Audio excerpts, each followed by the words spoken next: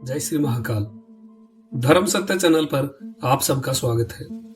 आज हम आपको रामायण के 2 रहस्य बताने जा रहे हैं जो आपने पहले कभी भी नहीं सुने होंगे। हमारे चैनल पर हमेशा नई और प्रमाणिक जानकारियां तथा रामायण के रहस्य बताए जाते हैं। यदि आप चैनल पर नए हैं तो चैनल को अभी सब्सक्राइब कर लीजिए ताकि आपको नई नई जानकारियां मिलती रहे। आज हम बताएंगे त्रिजटा तथा रावण के एक पालतू पक्षी की कथा जो अशोक वाटिका में था। रामायण शतकोटि अपारा, रामायण अथाह सागर है। मैं जब भी रामायण की कोई पुस्तक उठाता हूँ हर बार मैं नया प्रसंग जानकर आश्चर्य में पड़ जाता हूँ। मेरे लिए कभी भी रामायण पुरानी नहीं हुई है। हर बार एक नया प्रसंग सामने आता है और समय मिलते ही मैं YouTube के माध्यम से आप लोगों तक वो प्रसंग पहुंचा देता हूँ। तो चलिए आज के प्रसंग प्रारंभ करते हैं श्री हनुमान जी के चरणों में प्रणाम करके। बात है दांडी रामायण की सुंदरकांड। पहले बात करते हैं त्रिजटा की।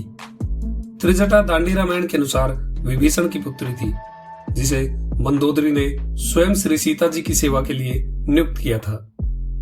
महीने में एक बार मंदोदरी आती थी और त्रिजटा से श्री सीता जी की कुशल मंगल पूछती थी।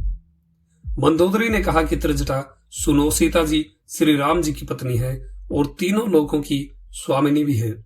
तुम विनीत भाव से उसे शांत करती रहा करो, शीघ्र ही तुम्हारे भाग्य का उदय भी होगा। जब सीता जी बहुत दुखी थी तब त्रिजटा ने कहा कि तुम शीघ्र ही पति का दर्शन करोगी। मां पार्वती भगवान शिव से कथा में पूछती है कि भगवान त्रिजटा को भविष्य की बात कैसे पता चली। जगत पिता कल्याण मूर्ति भगवान विश्वनाथ बोले कि हे भगवती, त्रिजटा बालुका देवी की पूजा करती थी। एक दिन महामाया प्रसन्न हो गई। उन्होंने त्रिजटा को सर्वज्ञता का वरदान दिया। उन्होंने त्रिजटा को एक चित्रपट दिया था जिसमें देखने से उसे सब कुछ ज्ञात हो जाता था।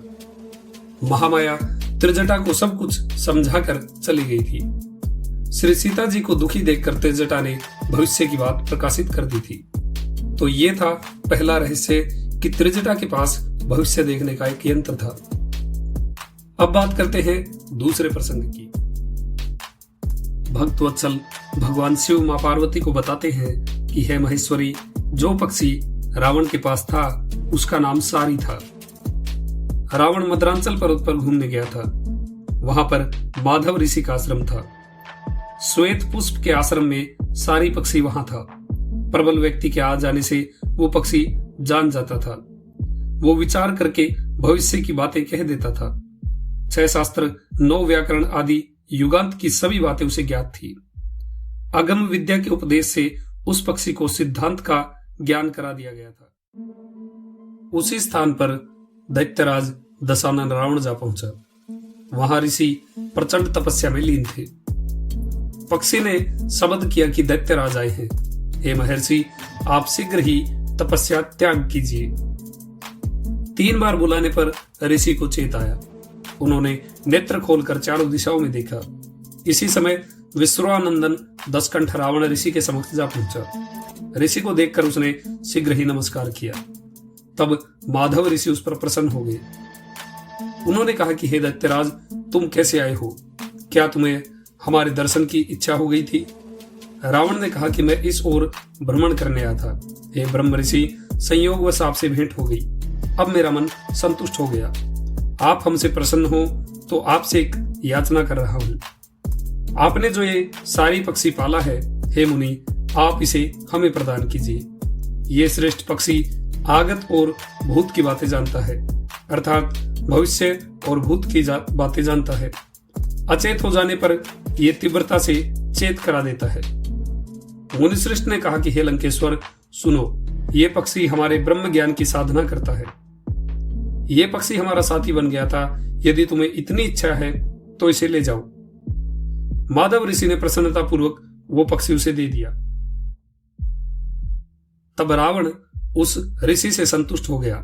दशकंधर रावण ने माधव ऋषि से कहा कि यह पक्षी आपको कैसे प्राप्त हुआ था? माधव ने कहा कि हे लंकेश्वर, मेरे सामने जो शीशम का वृक्ष है उसी पर सारी पक्षी ने घोंसला बनाया था। सुआ के साथ रमण करने पर 2 बच्चे हुए। उन दोनों बच्चों को सचेत होने पर तपन सारी ने एक बच्चा मुझे दे दिया। उसने कहा कि ये पुत्र वीरवर है। हे मुनिश्रेष्ठ, आप इस पुत्र पर दया कर दीजिएगा। भूत और भविष्य कहने से ये सचेत हो जाएगा और ब्रह्म ज्ञान का साधन करने से इसकी मुक्ति हो जाएगी। ऐसा कहकर सारी पक्षी अन्य स्थान को चली गई। वीरवर पक्षी मेरे पास रह गया। मैंने पाल पोस कर सारी को इतना बड़ा किया और इसके उद्धार के लिए मैंने इसे ब्रह्म ज्ञान की शिक्षा दी है। आज तुम्हें सारी सुलभ हो गई है। हे विश्वानंदन, तुम इसे अच्छी तरह पालना। संतुष्ट होकर रावण अपने घर लौट आया। फिर रावण ने सारी पक्षी को सोने के पिंजरे में यत्न से रखकर उसके सिर पर अष्टरत्न सजा दिए। उस सारी को उसने स्वर्ण पिंजरे में रख दिया। शत्रु के आ जाने पर वो पक्षी बता दिया करता था। वो उसे पहले अपने महल में रखता था। श्री जानकी जी को ले आने के बाद उसने उसे अशोक वाटिका में रख दिया था। सुसैन राजकुमारी ने त्रिजटा को बता दिया था कि शत्रु के आने पर यह पक्षी भविष्य की बातें बताता है। सुसैन की राजकुमारी से रावण ने कहा कि सारी से सुनी हुई बातें तुम मुझसे कह देना। ऐसा कहकर लंकेश ने उस पक्षी को उस स्थान पर रखवा दिया था। सुसैन राजकुमारी ने त्रिजटा को बता दिया था कि दुश्मन के आने पर यह पक्षी भविष्य की बातें बताता है। जब श्री सीता जी से त्रिजटा रावण की मृत्यु के बारे में बता रही थी और अपना स्वप्न सुना रही थी, तो त्रिजटा के मुख से रावण की मृत्यु की बात सुनकर वीरवर पक्षी सारी कुपित हो गया। क्रोध में आकर उसने त्रिजटा को गाली दी। जिस समय त्रिजटा स्वप्न की बात कह रही थी, उसी समय वीर श्रेष्ठ सारी पक्षी का मन कुपित हो गया और वो बोला कि अरे त्रिजटा, तू मंद नारी है। दशकंठ ने तो विश्वास करके तुम्हें पहरे पर रखा है। तूने स्वामी से द्रोह किया है, तेरा पार पाना कठिन है। शत्रु के आगे कहकर पिता को मंद सोच रही हो। अभी तूने जो भी बातें कही हैं, रात के बीत जाने पर उसकी गरिमा का पता लगेगा। रावण तेरे नाक और कान कटवा देगा। तू छार, पामरी और लंकेश को मंद सोच रही है। अरे नीच स्त्रियां, उठो, तुम्हें कितनी नींद आ गई है। राजा के सामने कहकर त्रिजटा को मारो। हनुमान जी उस सारी पक्षी के पिंजरे के समीप ही छिपे हुए थे। जब हनुमान जी ने समझा कि ये सारी पक्षी तो सारा काम ही बिगाड़ देगा, तब हनुमान जी ने भंवरे का रूप धर के उस पक्षी के पिंजरे में प्रवेश किया और हनुमान जी ने क्रोध करके पक्षी का सिर काट दिया। हनुमान जी पिंजरे से बाहर निकल आए। पक्षी निशब्द होकर गिर पड़ा। तो ये थे दो रहस्य जिन्हें मैंने आपके सामने उजागर किया है। वीडियो अच्छी लगी हो, जानकारी अच्छी लगी हो तो वीडियो को लाइक कीजिए, शेयर कीजिए। आपका दिन शुभ हो। जय श्री महाकाल।